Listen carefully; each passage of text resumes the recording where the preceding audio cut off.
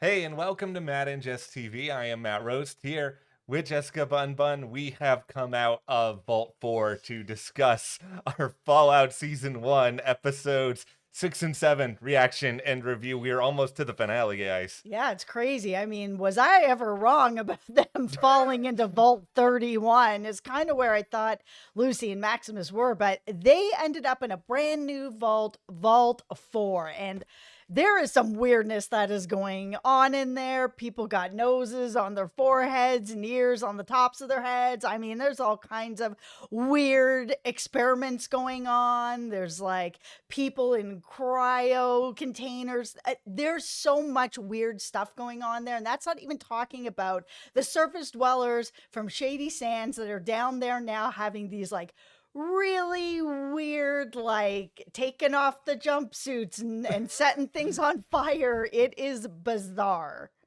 They did experiments on me in Vault 4. They took my hair, everybody. Oh no. That's what happened to me. Is that what happened? Yes, that's not natural pattern baldness by any means. No, these episodes are great. I'm having a blast with this show. Like, is so fun. The only thing I'm upset about is just that, and this is not even just with this show, it's just a lot of Prime stuff. It's like, why are we only getting 8 episodes? I understand they're probably pretty expensive given all the effects and all of that. Amazing. It just feels a lot like there's so much more story that could have been told here. And I'm glad that this show's not, speeding through it. They're taking their time. Hopefully this is them just setting the stage for a season 2. But I just feel like there's no way everything's going to get wrapped up in the finale. And, we'll go watch that immediately after recording this. I'm just still like, come on, guys, like one more and then you're probably going to wait like 2 years. Oh, don't say that. No, take that back. I want to take it back, but that's what it seems like they're doing with the boys. No. They will not take 2 years. We will get some more hopefully next year. And hopefully they won't drop them all at once again. Like, I know that a lot of people really enjoy binge watching, and I do for certain shows. Yeah. But this show, it's gone by so fast, and it's such a delicious show. Like, I really wish that there could have been, one a week or even 2 a week. I would have lived with that, where we could come on here and talk about each episode, because they are, even though it's only 8 episodes, they are long episodes and they are packed episodes. Yeah, this is a great rewatching, like a great show for a rewatch binge. Like, if you've already seen it, you can blow through it. It's all like Ted Lasso in that way to me. Like, I liked having an episode of Ted Lasso a week, and then I can watch like 5 of them on a weekend. But if you guys are digging what we're discussing about here, be sure to join our Patreon. We've got a link in the description below. We have live streams over there every week. We're going to be talking a lot about Fallout. Trust me, not only do we love the show, we love the game. So we can't help it. And thank you so much as well to everyone who is supporting us over there so far. Okay, talking about Vault 31, let's just get to like the meat of what's really happening. So Vault 31, we got Norm. Norm has been, checking things out. He's been feeling very weird about that every overseer is from Vault 31. There's something suspicious going on. Him and cousin, they've been together. They've been checking things out in Vault 32. Now Vault 32 is all repainted. They're, separating some of the people from Vault 33. They're going to restart Vault 32. He does not know what is going on, but he knows something isn't right. Him and cousin, they've been separated as well. That is not a coincidence. All the raiders that have been there, they've all been poisoned and they are all gone. Betty is who I think got rid of them. I don't think that it's Norm. He looked genuinely surprised. But we had this really great moment for all of you who played the game. I know where you're going with it. When he went to Betty's office and went on the computer and he had to do the hacking system where it brings up all that gibberish where there's like a word in there like stop and shoo. And you have to figure out how many likenesses there are to be able to talk to the overseer. And of course, he was able to hack his way through that nonsense and speak to whoever is the overseer or in charge over in Vault 31. And he was able to kind of pretend that he was Betty and that he's been compromised and he's been invited to go into Vault 31, which opens up and all we see is sort of this hallway. We see sort of some containers and we hear a little bit of rustling. This is my tinfoil hat theory of who is in there. Okay. How they've survived, 200 years, I don't know. But I think that it's Coop's wife, Barb. I think that this is the big management vault that she was talking about, the good vault, that for her working for Vault Tech, that she's been able to secure this spot where they were going to be in the good vault, the management vault. And I think she's management, and I think she's in there. I think you're spot on with this. I think it's got to be Barb. It just feels like with the amount of time that the show has spent with Barb establishing this character. A lot. Yeah, establishing the relationship with Coop. I mean, yes, it's a great reason for Walton Goggins to work on the show without having to have all that makeup on. Like, there are other advantages to him doing it, but I think it's more than just we want backstory on him. It's also we really kind of want to establish and deeply root into why these people are here in the first place. Because even if you play the Fallout games, I understand that like 99% of them is taking place, 200 years later after all the explosions happen. But you always still have that little bit of grounding in the past to sort of understand, where things were or what happened. And I think there's got to be a lot of connections there. It has to make sense. I will give a tiny bit of story time here where you mentioned the deciphering the code that's from the games. The first time I played the games, I didn't know how to do it right. And I was too stubborn to look it up online because I was just like, I won't be spoiled. So I just like spent half an hour trying to unlock one of those. I got so mad because I felt so stupid.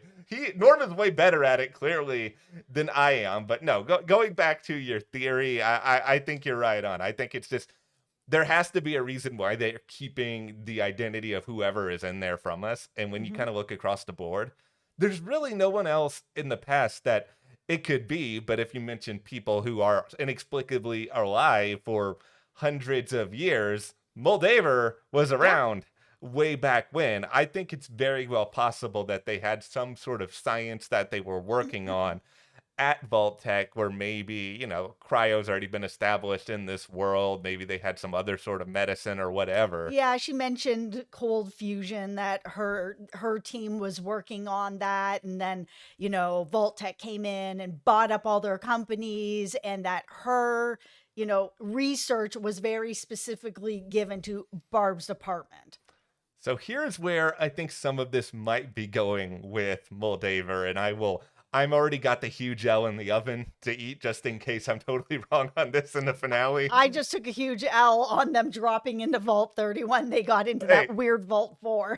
Listen, who was going to predict they're going into a vault with the overseer's got one eye, there's body parts all over the place. Oh my goodness. Like, no, this show, what a ride. It's fun and unpredictable this way. But where I'm sort of thinking about things right now is that, we knew a little bit about some of Moldaver's teachings in the past here. And there's one or two things that are happening. Either she had just figured out some sort of way for quote unquote immortality on her own, or she found a way to enter one of these vaults, be cryoed for a long period of time. She gets awakened at a time in which it's felt like, okay, she could be useful. She could be needed once things are sort of established. Yeah, that's what I'm thinking. I'm thinking she was actually probably taken and cryoed because she is a scientist and she was working on something that Vault Tech wanted, and that when everything was coming down, they brought her in, she got cryo. That's why she's still around. And that would also explain why she's as angry as she is at the vault, at Vault Tech. I mean, she was already anti-Vault Tech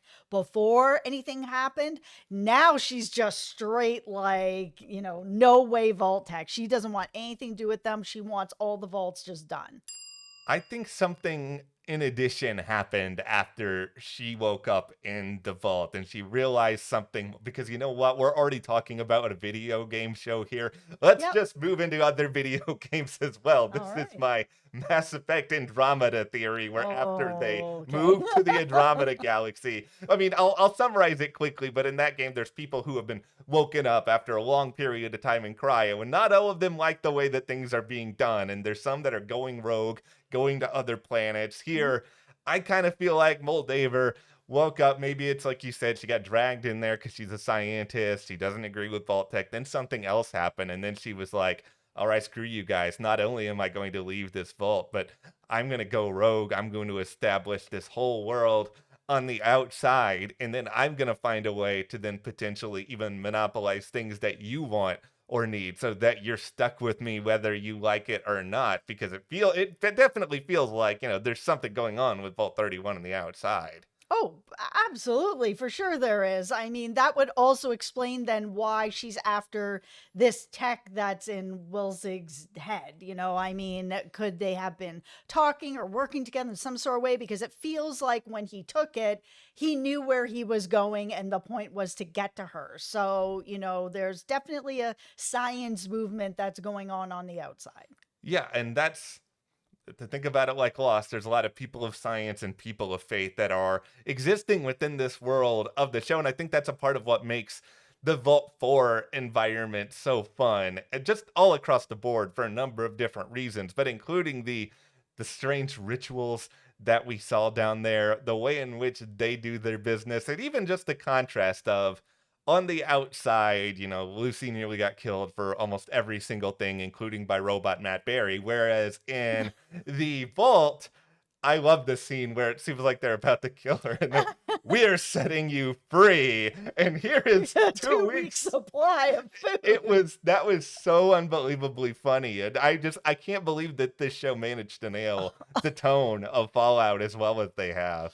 It was so funny. I was laughing so hard. And then in comes Maximus, who's been thoroughly enjoying being in the vault. He's eating, caviar and popcorn, having a hot shower. He's sold. He's got a robe. He's got slippers. He is moved in. He is never leaving. Yeah. And then he sees what's happening with Lucy. He gets, steals the fusion core, gets his armor going, running in there. Yeah. They're playing Only You. He's throwing people around. It was done so well. The comedic timing on the show is excellent. Yeah, and that was honestly one of the times I've been most invested in Maximus as a character for the whole season, because it feels like, in part because we're talking about an 8-episode season here, like the dynamic between him and Lucy has been pretty rushed, and I think they probably felt like it had to be rushed because they had to get them from point A to point B. But in that moment, that was one of the first times I fully really bought it in a way, and I think it was just because they're clearly the only two people who kind of sort of see things the same way. They got into that vault together. She helped to save and protect him. And I think he felt, okay, I'm really indebted to do the same thing. I'm going to find a way to take this giant suit of power armor, go in there. And it's like, okay, you know what? I get it. I was very unsure about Maximus. I've warmed up a lot on him, and I think maybe a part of it is if I was in that vault, I would have worn that robe. I would have eaten that popcorn. I would have done this. I would have been the same exact way. I loved seeing him in the vault. It really warmed me up to him as well. I mean, both of them are very much, sort of innocent in some different ways, where it's like, we only know this one world and we don't know anything else. And it's the same with him as well. He just knows the Brotherhood. He doesn't really know anything else. So for him to go in, they're just like, oh, do you want a hot shower? He's just basically like, what is that? Like a hot shower? Like, is that really what it sounds like, sort of thing? And it was so cute. I absolutely loved watching him go through that. And we saw him also warm up to Lucy more as well, where eventually he told her the truth about everything, about who he is, what he did, after she was just like, listen, you're a really good person. I really like you. I would love it if after this is all said and done, if you want to come and like stay with me in Vault 33, that would be great, especially after everything that was happening in Vault 4 with him in the robe and the hot showers and how much he likes it, that he was like, okay, but you need to know this about me. I'm not really the good person you think I am. And she's like, I just threw acid on somebody. Like, I think we're going to be okay. When we first got into Vault 4, I was just thinking, okay, is this just a massive distraction from like the rest of the story we're supposed to be telling? But after I got through this arc, I'm just like, what's wrong with me? Because I don't feel that way at all now. It really got me more invested in these two characters, their relationship. Yeah. It has me excited for where they potentially could be going. Now, they get back on the surface and, they do run into a little bit of luck here when it comes to the search for the head and a certain someone actually being a ghoul. And while once Oh, again, Thaddeus. we Listen, I was so mad watching him. I mean, he just like someone on the show that I'm just like, I would like to shake into being a better person. Watching him put dog meat in that Nuka-Cola machine and just close a lid on him, I was just like, you deserve everything you got running into that doctor who made you a ghoul and fixed your foot, and now you're a ghoul, and now you can't be in the Brotherhood anymore.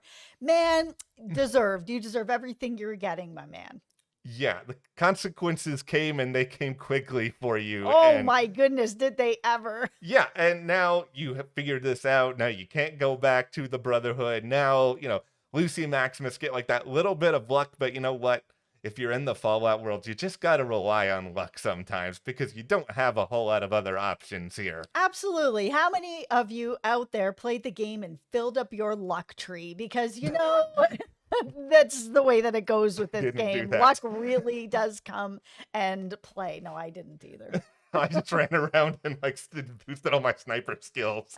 But no, I do think that you have to get really lucky to survive, and you got to be in the right place at the right time. And they expanded on more of the outside world in a way that was really fun in these episodes. We had the truck stop, which looked identical to the ones. To the Red Rocket. I Oh my know. goodness. I know. It felt like it was so real. They have recreated this Yeah, game so yeah. beautifully, like 10 out of 10. I feel like I'm in the game.